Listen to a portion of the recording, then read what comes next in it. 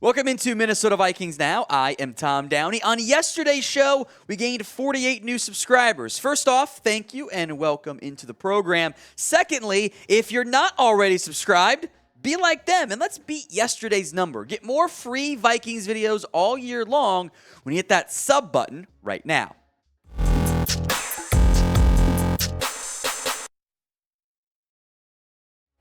Let's get into today's show. There are some very interesting, I will call them, maybe not the most popular, but interesting, rumors out there around the Minnesota Vikings. We're going to begin with one that could be a very future rumor. That is on Kyler Murray, as the Vikings don't appear to be maybe the most committed long-term to Kirk Cousins right now, and there has been plenty of speculation that the Arizona Cardinals, given the fact that they will probably be a very bad football team this year, and they could very well have the number 1 and or number 2 overall pick because they have the Texans' first-round pick next year.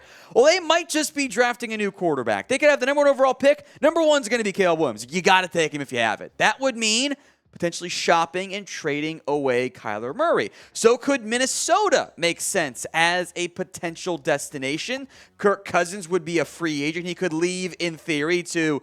well, let's break down what Dustin Baker had to say because he goes right into the Niners there. We hear every single time on Kirk Cousins. From Dustin, if Cousins walks via free agency next March, probably to the 49ers, Vikings fans will spin every theory imaginable for the next guy at QB1. When that happens, expect Kyler Murray to be at the forefront of the conversation. He's not wrong. The issue is, well, is Kyler a franchise quarterback? He went number 1 overall. But if we really want to be honest, like, who's the better player right now? It's Kirk Cousins. Like, Kirk Cousins is a better quarterback right now than Kyler Murray. Does Kyler have the potential to be a better quarterback? Yeah, of course he does. He's got the great arm, the athletic ability. But what has Kyler Murray done in his NFL career to justify being viewed as a better quarterback than Kirk Cousins? Nothing is the answer there. I know it was a late-night game. Did we watch that Cardinals-Rams playoff game? Kyler was awful. Like, he was terrible in that. That was one of the worst playoff games you will see out of a quarterback. So we're going to spend some more time on this, but it is the pinned comment on today's show.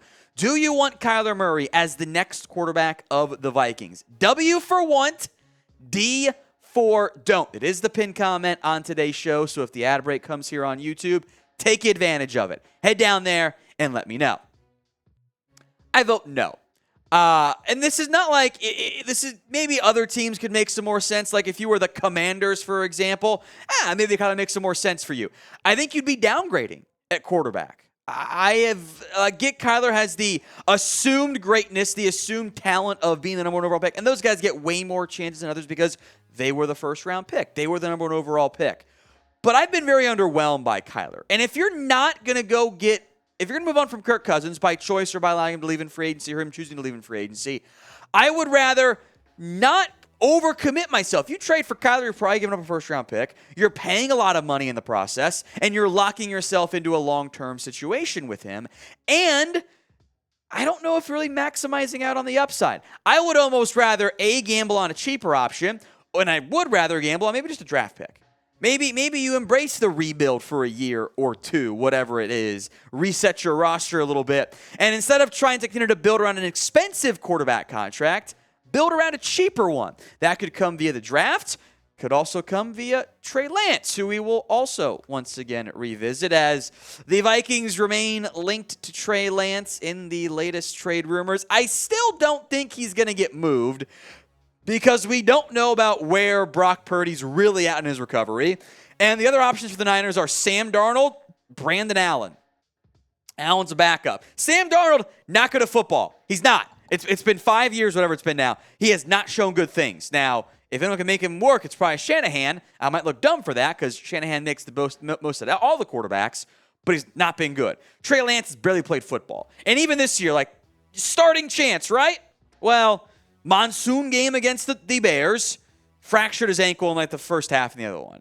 So a game and a half is not really much experience for Lance, who was always got to be patient, got to give him reps. He hasn't had the reps and the chances yet from that perspective. Now, remember what Mike Florio has said in the past. There was chatter.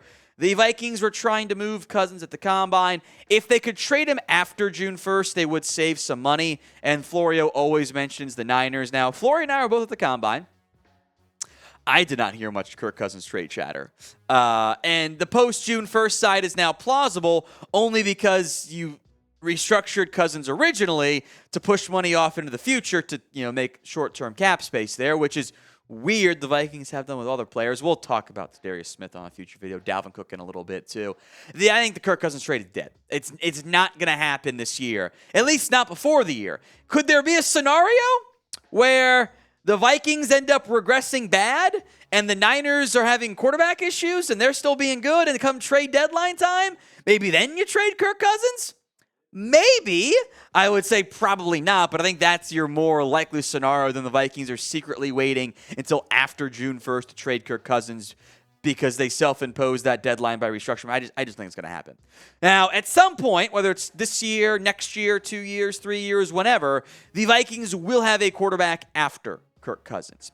Who do you think it ends up being? Maybe you want to get excited and say Caleb Williams. Reunite him with Jordan Addison. Wouldn't that be fun? Sound off in the comment section right now.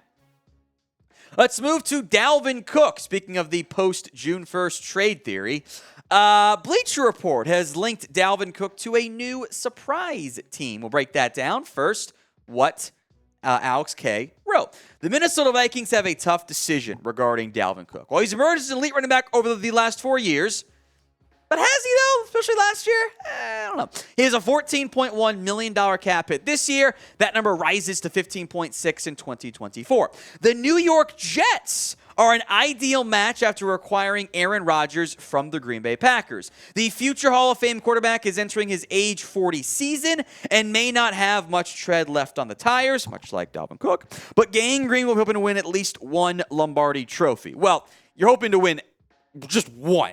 Rodgers has maybe 2 or 3 years left there. I would say that Dalvin Cook is a declining player. Look at the rushing yards over expected. Great advanced stat there. Not great. .81 was awesome in 2020. You got better. Oh, worse, really bad. That is regression that you don't like seeing in running backs because their shelf life is so short. And the Vikings do have some depth at the running back position. Dalvin Cook. They re-signed Alexander Mattison to kind of a surprisingly large deal. They have Kenny Wongwu, Ty Chandler. They drafted our guy Dwayne McBride, producer Patrick. CJ Ham's the fullback. And I know producer Patrick loves Ty Chandler. But if you paid Madison and you're paying Dalvin Cook and you have the other 3 recently drafted running backs, you're not going to carry 5 and a fullback. So somebody's getting cut. And is that Ty Chandler? Is that Kenny Nwangwu? Is that you're just going to kind of cut McBride, hope to get him on the practice squad? Very possible there. Chandler did play really well his final year at North Carolina. He and Eric Gray are both at Tennessee. They transferred. Chandler broke out first, then Eric Gray broke out later.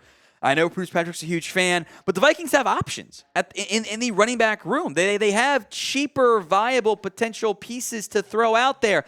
The Jets, on that front, by the way, Breece Hall should be healthy. They drafted my guy Israel Abanikanda. They have Michael Carter. They have Zonovan Knight. To be blunt, I don't think the Jets make sense as a destination. Everyone linked them to Miami, understandably so. And then Miami drafted Devon Achane, and they re-signed all their running backs. And now I don't know if Dalvin Cook's going to go anywhere after all. Post-June 1st trade would save a little bit more money. Maybe the Vikings are cooking something up there. That could certainly make some sense given all the very anti-Viking comments made by Dalvin Cook's agent. So prediction time. Is it in Minnesota? Is it somewhere else? Will Dalvin Cook be a Viking next season? Head down to the comments section, sound off. Why for yes? And for no, producer Patrick, yes or no? He's going to say yes. I think I do too. If he's not moved by like June 3rd or 4th, he's not going anywhere because they would have something in mind. Although you're not really saving that much money, so I don't really think that's a viable option. I think that's more hope than theory there. You guys predict though why for yes and for no in the comment section.